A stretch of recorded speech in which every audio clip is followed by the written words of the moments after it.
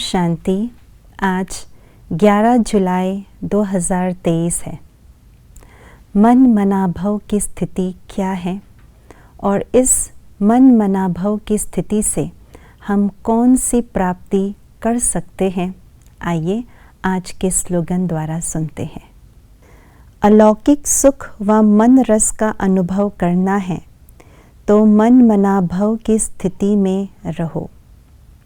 एक होता है कन रस, एक होता है मन रस।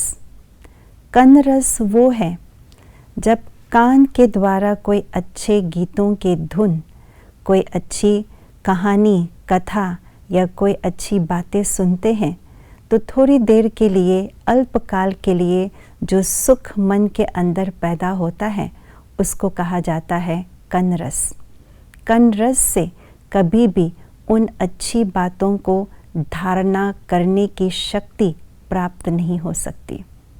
दूसरा है मन रस।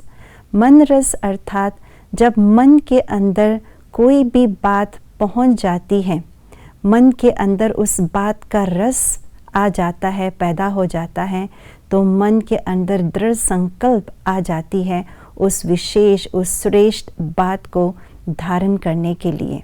तो ये है मन रस। उसी तरह एक है लौकिक सुख और दूसरा है अलौकिक सुख।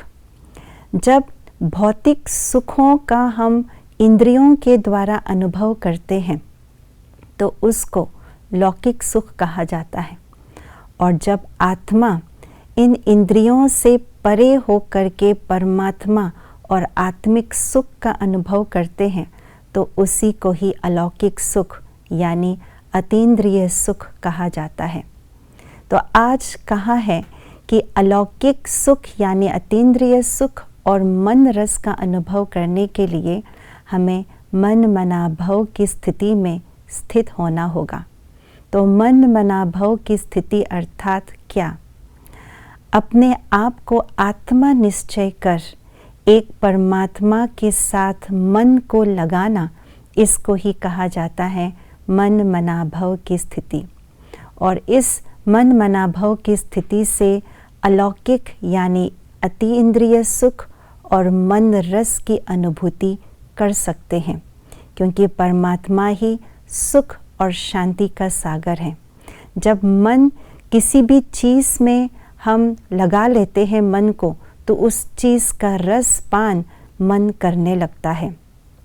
अगर मन मनाभव की जगह मन किसी देहधारी, किसी वस्तु, वैभव, स्थान, किसी की विशेषता, किसी के गुण की तरफ मन चला जाता है तो कभी भी मन रस की प्राप्ति नहीं होती। कभी मन को अति इंद्रिय सुख का अनुभव नहीं होता, बल्कि उल्टा ही मन दुखी हो जाता है, मन अशांत हो जाता है, निराश, उदास हो जाता है, और ही दुखी होने के कारण से आत्मा जो है, मन के अंदर शक्तिहीनता आती है, मन भटकने लगते हैं। क्यों? क्योंकि सारी दुनिया में जितने भी व्यक्ति, वस्तु, वैभव है, सब पतित है, तमो प्रधान है।